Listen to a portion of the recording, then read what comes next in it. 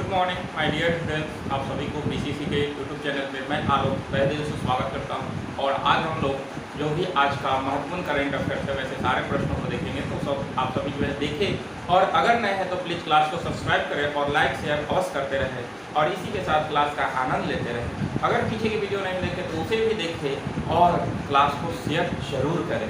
आइए जो भी महत्वपूर्ण प्रश्न है जो आपके परीक्षा की दृष्टि से महत्वपूर्ण है वैसे सारे प्रश्नों को देखते हैं। मैं चैलेंज देता हूं कि आप अगर जो है यहाँ इस चैनल पे आप करेंट देखते हैं तो आपका कोई भी परीक्षा में एक भी करेंट अफेयर्स नहीं छूटेगा। इसलिए आप सभी देखें और साथ साथ शेयर अवश्य करें। तो पहला प्रश्न है, ध्यान रखेंगे कि ब्लूमबर्ग बिलियर्डनेस इंडेक्स रैंकिंग, ये आपका ब्लूमबर्ग जो है वो इंडेक्स जारी किया जिसमें फर्स्ट स्थान पे टेस्ला के एलन मस्क हैं, यानी कि विश्व के सबसे अमीर व्यक्ति जो है वो टेस्ला के एलन मस्क हैं, ध्यान रखिएगा। दूसरा पर अमेजन के जेफ बेजोस हैं और तीसरा पर सबसे महत्वपूर्ण है कि गौतम अडानी जो भारतीय हैं तो ये थर्ड स्थान पे हैं। और सबसे महत्वपूर्ण बात है कि फर्स्ट एशियाई जो टॉप 3 में शामिल हुआ, पहली बार जो है एशिया के कोई व्यक्ति इस रैंकिंग में जो है वो टॉप 3 में आया है, ध्यान रखना है, पहली बार। तो इसलिए गौतम अडानी जो है वो काफ़ी महत्वपूर्ण बनता है, आप सभी इसे ध्यान रखेंगे। अगला प्रश्न है कि राष्ट्रीय स्वच्छ गंगा मिशन के महानिदेशक, गंगा मिशन के महानिदेशक कौन है अभी, तो ध्यान रखेंगे अशोक कुमार हैं। अशोक कुमार, ध्यान रखिएगा, बहुत महत्वपूर्ण प्रश्न है कि स्वच्छ गंगा मिशन के महानिदेशक कौन है, तो अशोक कुमार। और ये स्टॉकहोम विश्व जल सप्ताह 2022 के भाषण में अर्थ गंगा मॉडल प्रस्तुत किया है। ध्यान रखिएगा कि स्टॉकहोम में जल सप्ताह 2022 के भाषण में इन्होंने गंगा मॉडल को प्रस्तुत किया है, अर्थ गंगा मॉडल को। अर्थ गंगा मॉडल की शुरुआत कानपुर से 2019 में प्रधानमंत्री मोदी के द्वारा किया गया था। 2019 में गंगा मॉडल का जो उद्देश्य है वो अर्थशास्त्रियों की मदद से नदियों को जोड़ना है, यानी कि अर्थशास्त्र के मदद से नदियों को जोड़ने के लिए अर्थ गंगा मॉडल को कानपुर से 2019 में प्रधानमंत्री मोदी के द्वारा लॉन्च किया गया था। अर्थ गंगा के तहत 6 कार्य क्षेत्र बांटा गया था, ध्यान रखिएगा। इसका 6 कार्य क्षेत्र है, कौन कौन, तो पहला है कि जीरो बजट प्राकृतिक खेती, यानी कि जीरो बजट प्राकृतिक खेती होना चाहिए। दूसरा जो है वो कीचड़ और अवशिष्ट जल का पुनः मुद्रीकरण, यानी कि जो भी अवशिष्ट जल है उसे फिर से उपयोग में लाने के लिए जो है वो कीचड़ और अवशिष्ट जल का पुनः मुद्रीकरण का लक्ष्य रखा गया। तीसरा है आजीविका सृजन का अवसर, यानी कि इससे लोगों को रोजगार मिल सके। चौथा है कि सार्वजनिक भागीदारी को बढ़ाना, लोगों की भागीदारी को बढ़ाना आपका गंगा मॉडल में। तो ये चौथा है, ध्यान रखेंगे। पांचवा जो है वो सांस्कृतिक विरासत और पर्यटन को बढ़ावा, यानी कि अर्थ गंगा मॉडल के तहत जो है जो भी नदियां हैं उसके किनारे जो है सांस्कृतिक विरासत और पर्यटन को बढ़ावा देने के लिए जो है इसका उद्देश्य रखा गया। और छठा है कि जल प्रबंधन को बढ़ाना, तो अर्थ गंगा मॉडल का ये 6 कार्य क्षेत्र था जिसके लेकर काम किया जाता है और इसके अभी महानिदेशक अशोक कुमार हैं। कह रहा है कि विश्व जल सप्ताह अभी हाल ही में मनाया गया, तो ये हर वर्ष अगस्त के अंतिम सप्ताह में मनाया जाता है। पिछला वीडियो में हमने बताया है कि जो है वो विश्व जल सप्ताह कब से कब इस बार मनाया गया है, आप सभी कमेंट बॉक्स में कमेंट करें।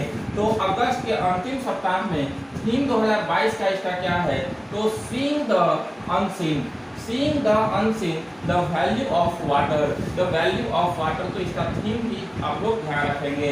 अगला प्रश्न है कि प्रधानमंत्री जनधन योजना की 8वीं वर्षगांठ, प्रधानमंत्री जनधन योजना की शुरुआत 28 अगस्त 2014 को मोदी सरकार के द्वारा किया गया था और इसकी 8वीं वर्षगांठ जो है वो 28 अगस्त को मनाया गया, ध्यान रखिएगा। इसकी शुरुआत जो है वो 28 अगस्त 2014 को किया गया। इसके तहत जो है वो अभी तक कुल खाता 46.25 करोड़ खुल चुकी है, यानी कि अभी इतना खाता जो है इसके अंतर्गत खुली है। इसका थीम है मेरा खाता भाग्य विधाता। जनधन योजना का जो थीम है वो मेरा खाता भाग्य विधाता है, ध्यान रखिएगा। इसका उद्देश्य जो है कि अंतिम छोर पर स्थित व्यक्ति को बैंक से जोड़ना, यानी कि अंतिम छोर पर जो व्यक्ति बैठा हुआ है उसको भी बैंक से जोड़ना इसका मुख्य उद्देश्य ध्यान रखना है। अगला है कि क्रिकेट के सभी प्रारूप में 100 या उससे ज्यादा मैच खेलने वाले फर्स्ट भारतीय कौन बने। तो क्रिकेट के सभी प्रारूप तीनों फॉर्मेट में जो है वो 100 से ज्यादा मैच खेलने वाले फर्स्ट भारतीय और दुनिया के सेकंड क्रिकेटर बने हैं विराट कोहली। ध्यान रखेगा, विराट कोहली ऐसा करने वाले पहले बल्लेबाज हैं। और अगर हम बात करते हैं कि T20 में 100 से ज्यादा मैच खेलने वाला सेकंड खिलाड़ी बने हैं विराट कोहली। सेकंड खिलाड़ी भारतीय के तौर पर देखा जाए तो भारतीय में जो है वो सेकंड, जबकि विश्व में इनका 14वां स्थान है ऐसा करने वाला। फर्स्ट पे जो है अगर हम ध्यान रखें कि तीनों फॉर्मेट में जो है वो 100 से अधिक मैच खेलने वाला विश्व के जो क्रिकेटर हैं वो रॉस टेलर हैं, जबकि आपका दूसरा नंबर पर विराट कोहली है। वही आपका जो है T20 में 100 से अधिक मैच खेलने वाला दूसरा भारतीय बने, पहला भारतीय रोहित शर्मा जिसने 133 मैच खेल चुके हैं। वो इस तरह से ये सारा प्रश्न ध्यान रखेंगे आप। अगला है कि प्रधानमंत्री मोदी का गुजरात विजिट हुआ। प्रधानमंत्री मोदी का गुजरात विजिट हुआ तो उसमें देखा जाए तो कुछ वो आपकी परीक्षा के दृष्टि से महत्वपूर्ण बिंदु निकल कर आते हैं। तो कह रहा है कि अहमदाबाद में साबरमती नदी पर खादी उत्सव को संबोधित किया।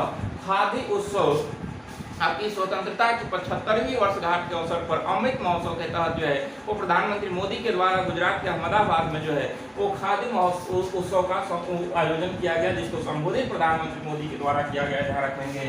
अगला है कि भूज जिला में कच्छ में स्मृति वन स्मारक का उद्घाटन किया। स्मृति वन स्मारक जो है वो 2001 के भूकंप में अपने जान गंवाने वाले लगभग 13,000 लोगों की याद में बनाया गया है। जब 2001 का सबसे भयानक भूकंप था गुजरात में, 13,000 लोगों की मृत्यु हुई थी। उन्हीं के याद में जो है वो स्मृति वन स्मारक का उद्घाटन किया गया है। ध्यान रखिएगा। और इसमें जो है प्रधानमंत्री मोदी के द्वारा स्मृति वन का उद्घाटन किया गया। तीसरा पॉइंट है कि साबरमती नदी पर अटल ब्रिज का उद्घाटन किया। साबरमती नदी पर जो है अटल ब्रिज का उद्घाटन किया गया और ये खास कर जो है वो केवल पैदल चलने वाले लोगों के लिए, गाड़ी इस पर नहीं ले जा सकते हैं, सिर्फ पैदल चल सकते हैं। इसकी लंबाई मात्र 300 मीटर है और चौड़ाई 13 मीटर है। ध्यान रखिएगा। तो अटल ब्रिज का उद्घाटन किया। तो प्रधानमंत्री मोदी का गुजरात विजिट से जो है वो महत्वपूर्ण प्रश्न निकल कर आता है।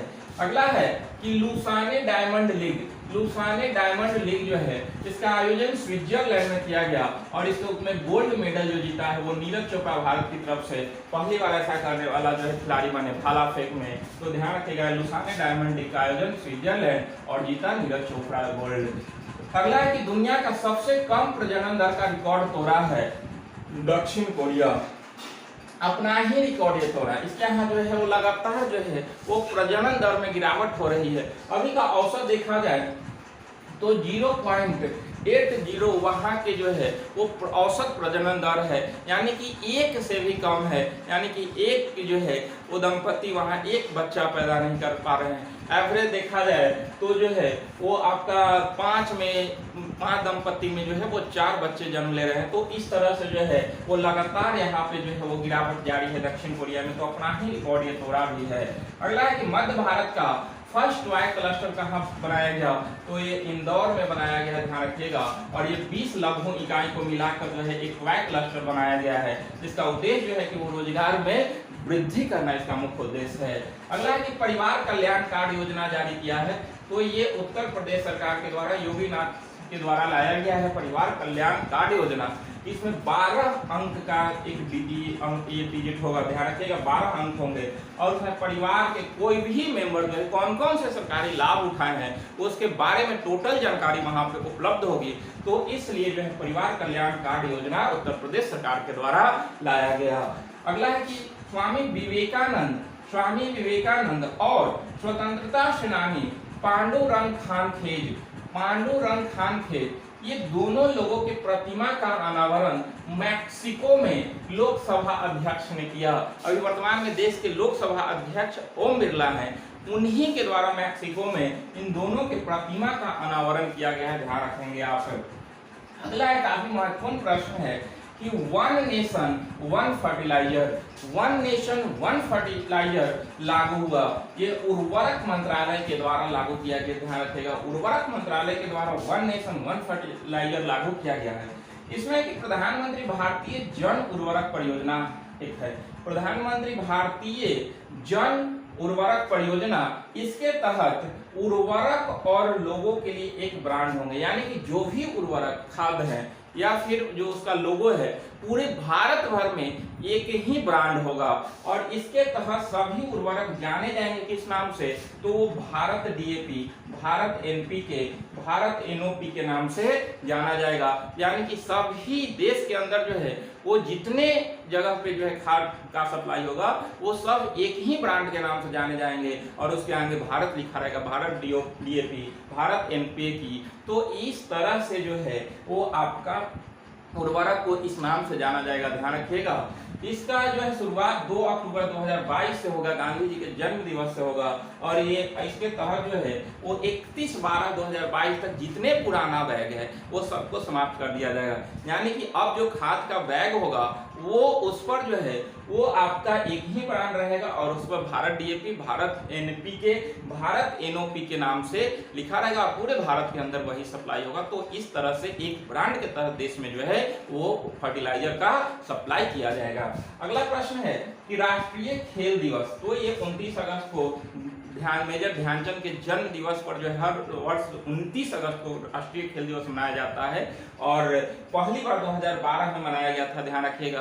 अभी जो है वो राजीव गांधी खेल रत्न पुरस्कार का नाम बदलकर मेजर ध्यानचंद पुरस्कार पिछला बार किया गया था और इस तरह से जो है 2021 में 12 लोगों को मेजर ध्यानचंद पुरस्कार भी दिया गया था, ध्यान रखना है आपको। अगला है कि परमाणु परीक्षण के विरुद्ध अंतर्राष्ट्रीय दिवस कब मनाया जाता है। परमाणु परीक्षण के विरुद्ध अंतर्राष्ट्रीय दिवस मनाया जाता है 29 अगस्त को, ताकि जो है लोगों को परमाणु बम के प्रति जो है वो आपको समझाया जाए कि ये क्या है, इसका उपयोग नहीं करना है। तो इस तरह से उस प्रतिबंध के लेकर जो है 29 अगस्त को एक दिवस घोषित किया गया है जिससे परीक्षा में प्रश्न पूछा जाता है।